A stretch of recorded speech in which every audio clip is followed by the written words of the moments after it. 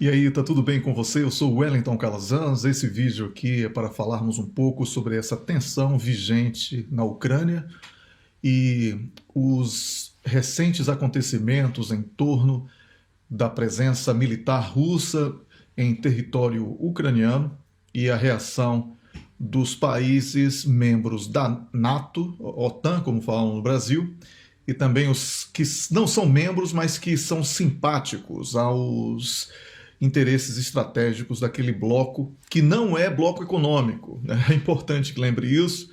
E eu gostaria primeiro de lembrar que a OTAN, como chamamos no Brasil, não é apenas defensiva, como tem sido apresentada pela imprensa nos últimos dias.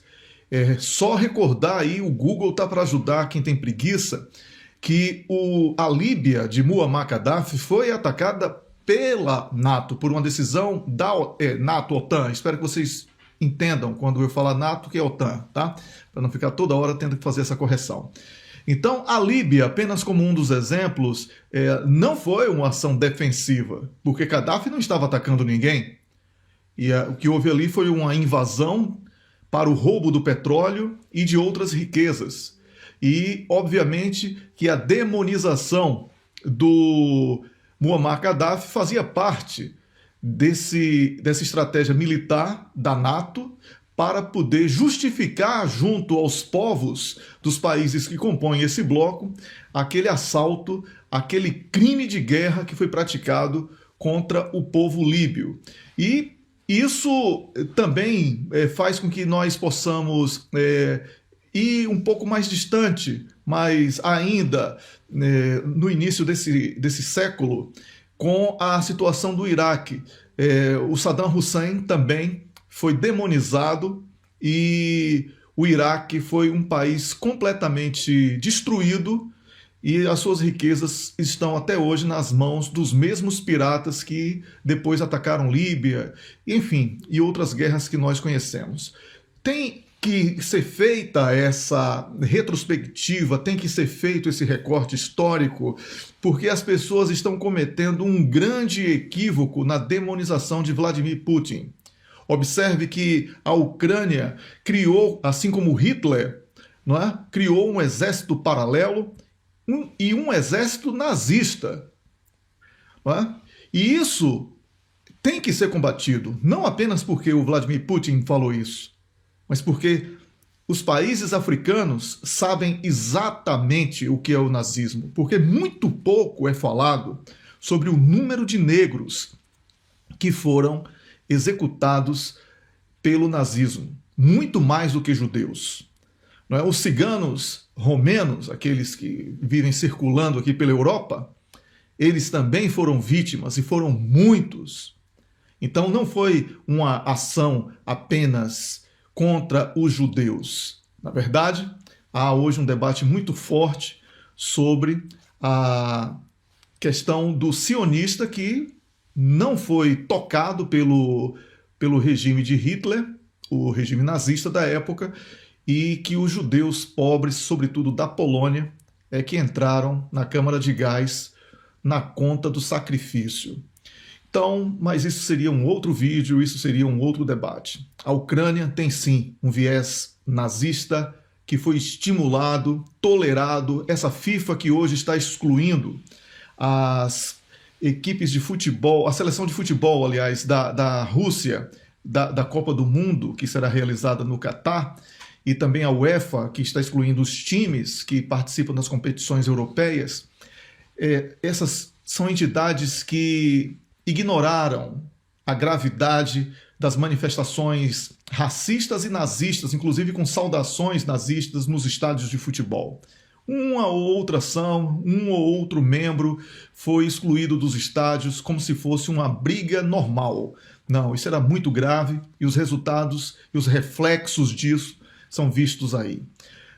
A cultura russa é muito rica. Não só o balé de Bolshoi, que é conhecido por todos que apreciam a boa arte, mas a música russa, sobretudo clássica, é fantástica. A literatura russa, todos no Brasil que estudam letras sabem da importância da literatura russa para a interpretação das outras literaturas, não é? A grande obra encanta primeiro o poeta. Isso é uma citação de um dos grandes pensadores da literatura russa que jamais devemos esquecer. Então, nós precisamos ter algum respeito pelos russos. E a Rússia não pode ser interpretada apenas como a antiga União Soviética. Vladimir Putin é um homem à frente do tempo dele. É uma pessoa que tirou a Rússia das cinzas, destruída, totalmente infestada de prostituições, máfias, corrupção de toda espécie, e reorganizou a Rússia e agora promete resgatar uma Rússia internacionalmente forte, respeitada e reconhecida. Se não for pelo diálogo, ele saberá fazê-lo pela força, como está muito claro. E não pensem que Vladimir Putin é um Saddam Hussein, não pensem que que Vladimir Putin é um Muammar Gaddafi, que vai ficar isolado, humilhado pelo próprio povo. Não é. Eu moro aqui na Suécia e tenho conversado com pessoas de lado a lado, tanto ucranianos como russos, e posso dizer que o Vladimir Putin goza de grande simpatia até mesmo dentro da Ucrânia.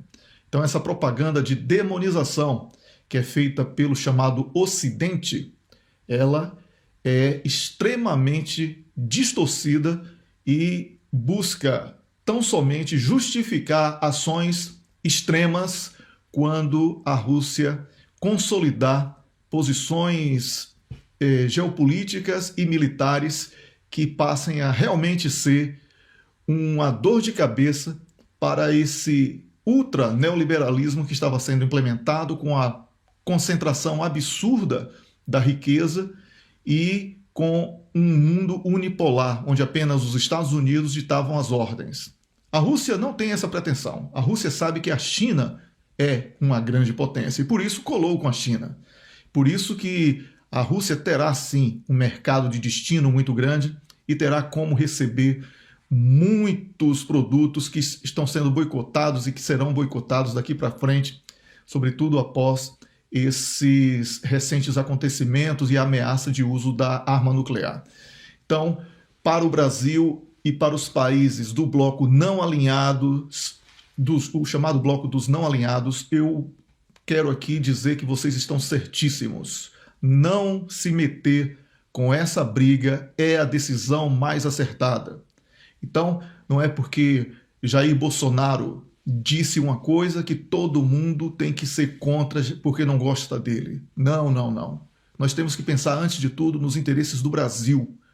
Porque, como brasileiros, nós temos que pensar no nosso país, assim como cada país do bloco dos não alinhados deve fazer o mesmo. Porque são as guerras que produzem grandes oportunidades. E é por isso que devemos estar atentos ao potencial, no caso do Brasil e nos outros países, cada um com o seu potencial, para saber como levar vantagem dessa desordem que está sendo instaurada ali no leste europeu.